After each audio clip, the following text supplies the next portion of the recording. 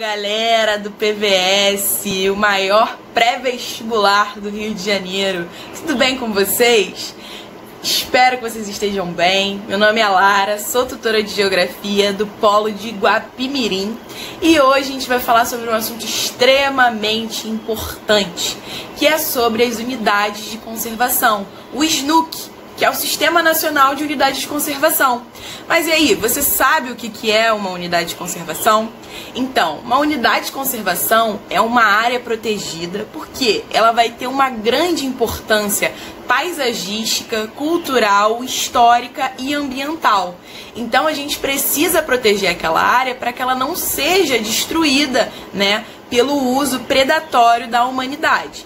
Então, pensemos o seguinte: vivemos em uma sociedade, né, em que a gente não pensa necessariamente na natureza. A gente explora, na maioria das vezes, né, a natureza e até denomina como recurso, né? Muitas vezes a gente chama os bens naturais de recursos naturais, porque a gente se apropria deles a fim de gerar uma lucratividade.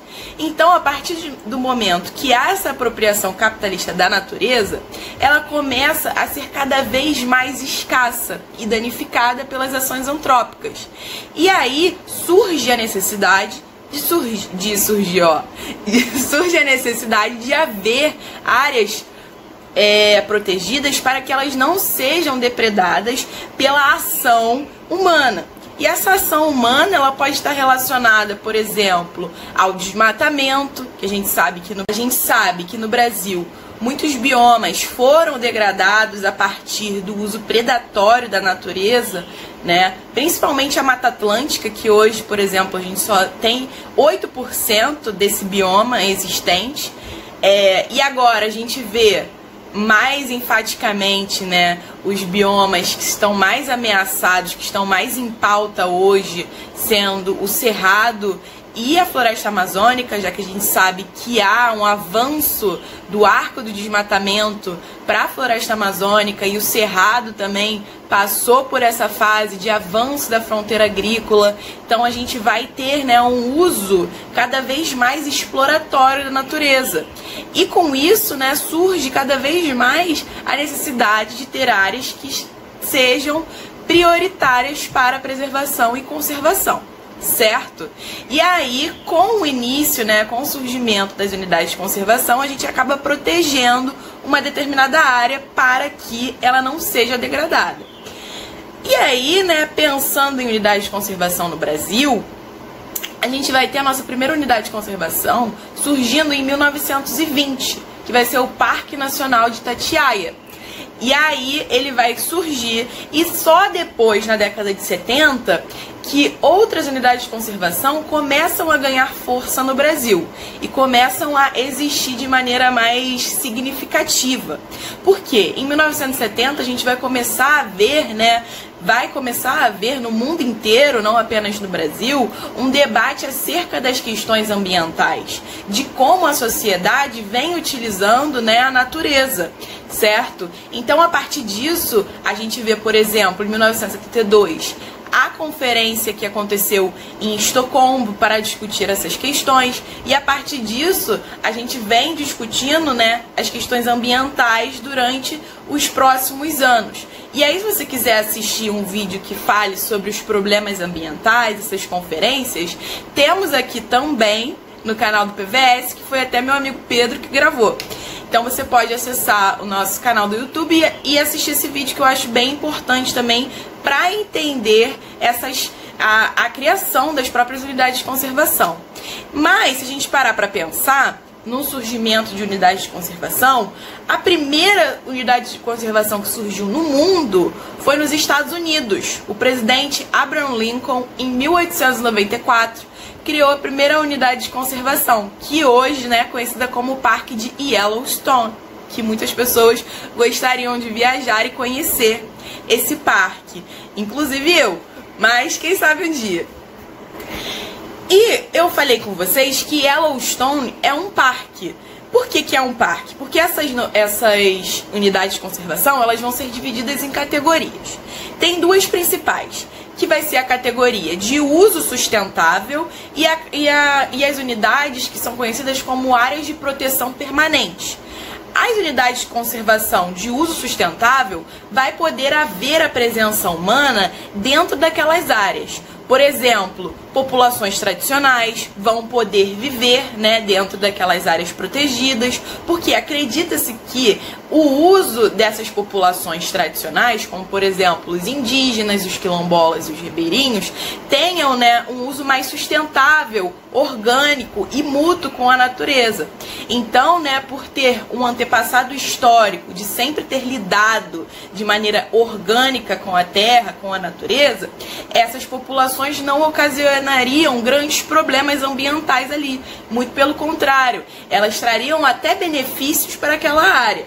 Então, as unidades de uso sustentável, elas estariam associadas a uma visão conservacionista da natureza. A visão conservacionista é diferente da visão preservacionista.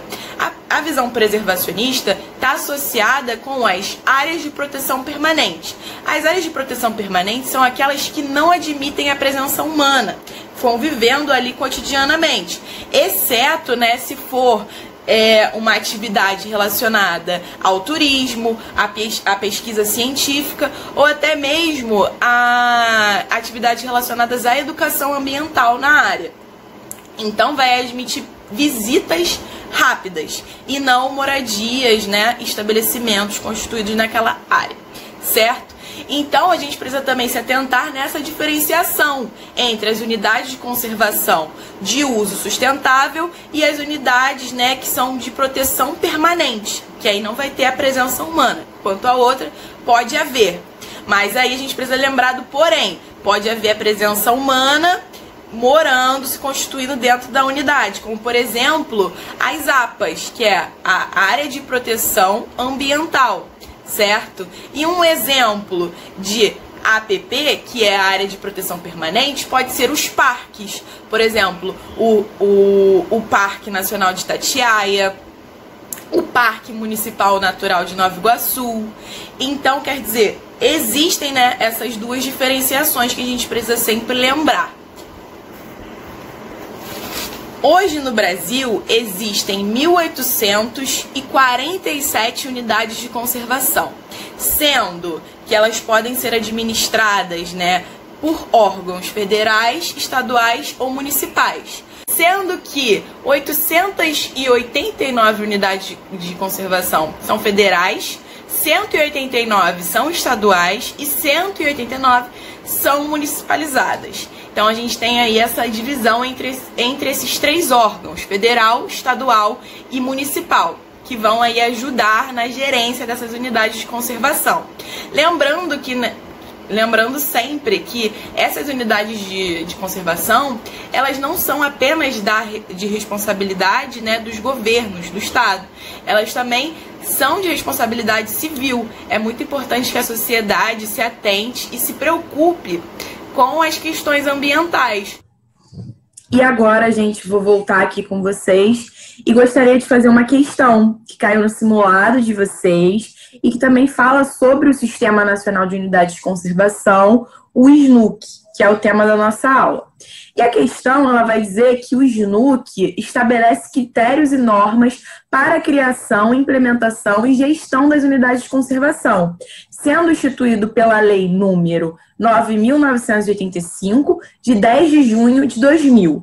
Então, o SNUC, ele passa a ser instituído, né, em 2000 no Brasil. E aí, sobre as unidades de conservação, é correto afirmar que a letra A, ele diz que são definidas como espaço territorial e seus recursos ambientais, incluindo as águas jurisdicionais com características naturais relevantes, legalmente instituídas pelo poder público, com o objetivo de conservação e limites definidos, sob regime especial de administração, ao qual se aplicam garantias adequadas de proteção.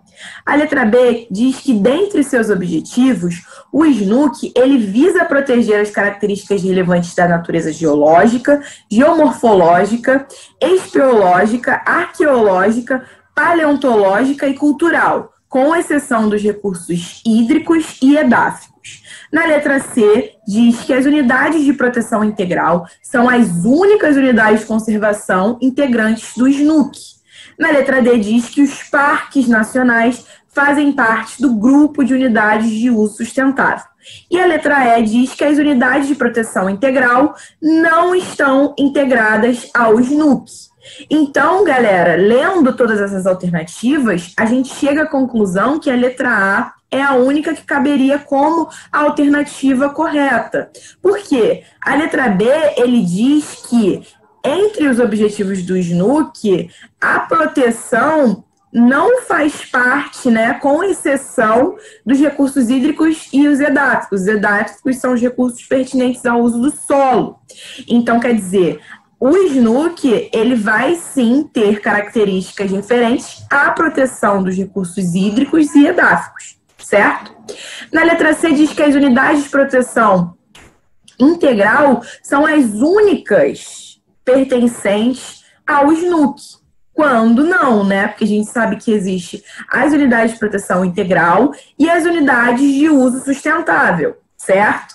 A letra D diz que os parques nacionais fazem parte do grupo de unidades de conservação de uso sustentável. Não, os parques nacionais, eles fazem parte das unidades de proteção integral, certo? E a letra E diz que as unidades de proteção integral não estão integradas ao SNUC. Uma mentira, né? Já que a gente sabe que as unidades de proteção integral e as unidades de uso sustentável estão integradas ambas ao SNUC, certo? Então, galera, espero que vocês tenham curtido a aula. Encontro vocês numa próxima ocasião. Um beijão e tchau, tchau!